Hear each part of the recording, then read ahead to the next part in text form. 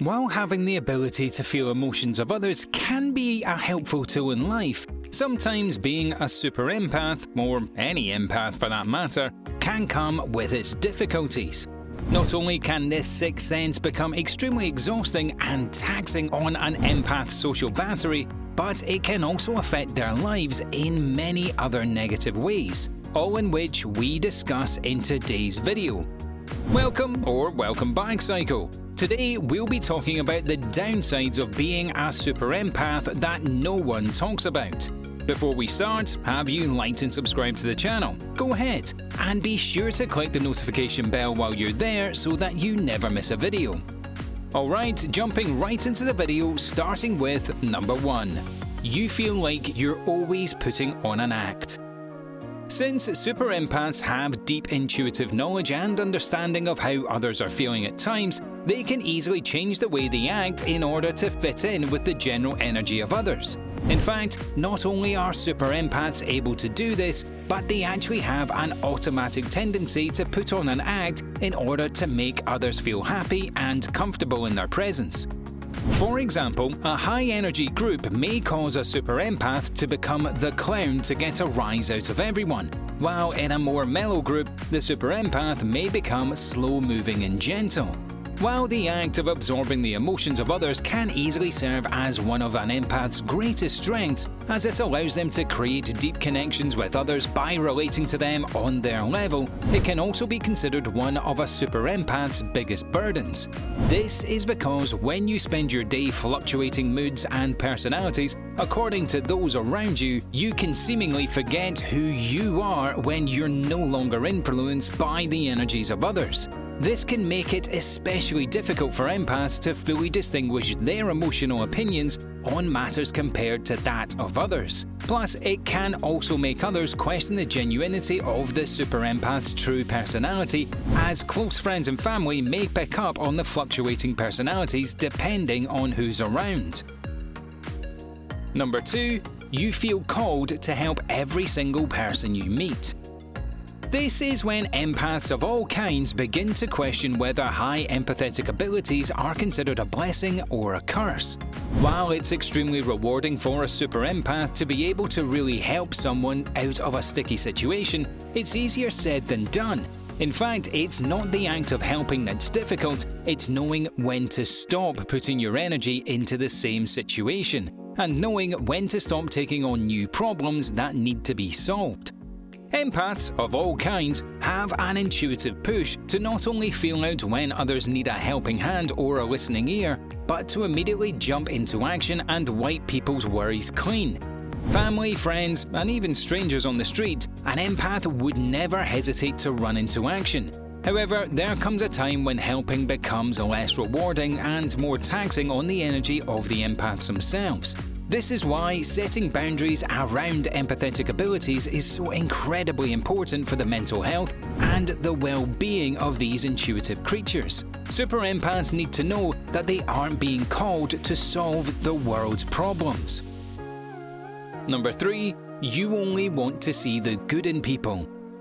If you're a super empath, you know that you can be blindsided by the negative aspects of people because super empaths are so understanding of people's behaviors that they can easily see the reasoning behind the negative aspects behind certain personalities. While this allows them to effectively help and understand others who need it the most, it can also attract people who take advantage of their empathetic nature of the super empath. For example, the forgiving nature of a super empath can call for narcissist friendships and relationships because empaths can be easily convinced by someone's point of view.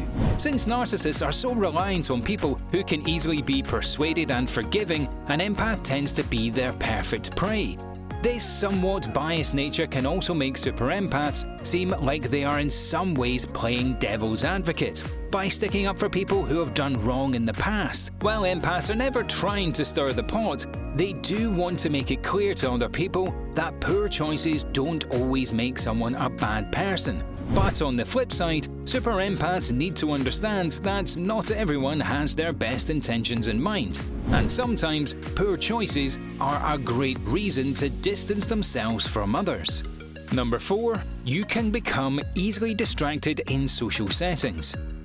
While most empaths love to connect with others, it can be especially difficult to stay grounded and attentive when in large social settings. Because super empaths are intuitively in constant analysing mode, they tend to get distracted by picking up on the body language, conversations, and energies of other people around them.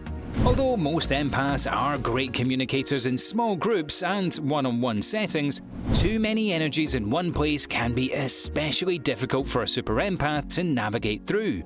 For example, they can easily become distracted in their conversations because they see someone sitting by themselves, or because they can see the heated tension between the arguing couple across the room.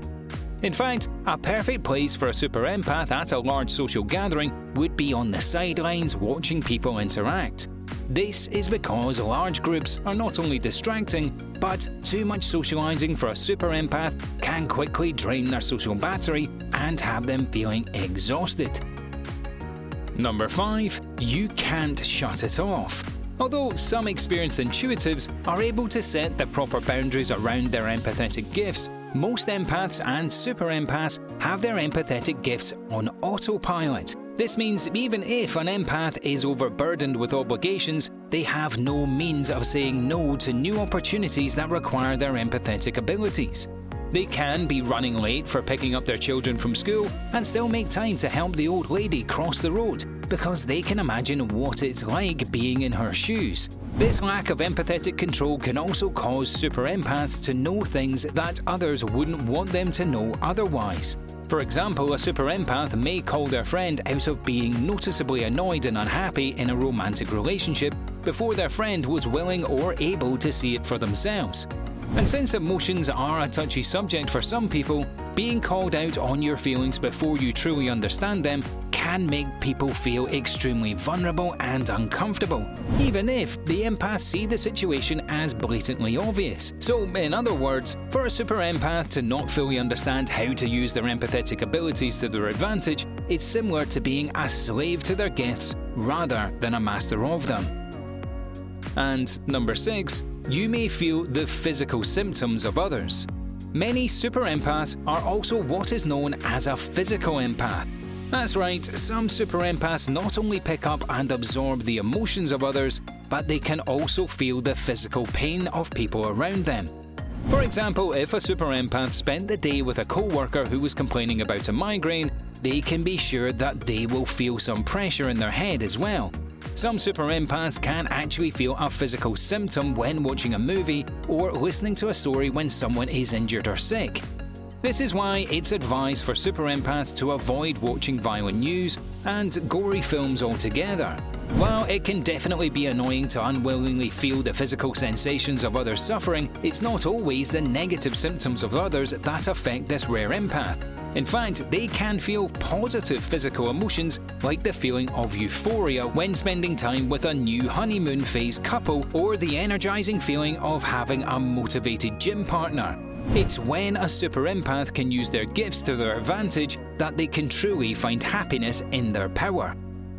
Well, that's it for today, Psychos. Are you a super empath? And if so, do you relate to these downsides? Let us know in the comments below. Don't forget to leave us a like, share this video with your friends, and also subscribe to our channel for more Psycho videos.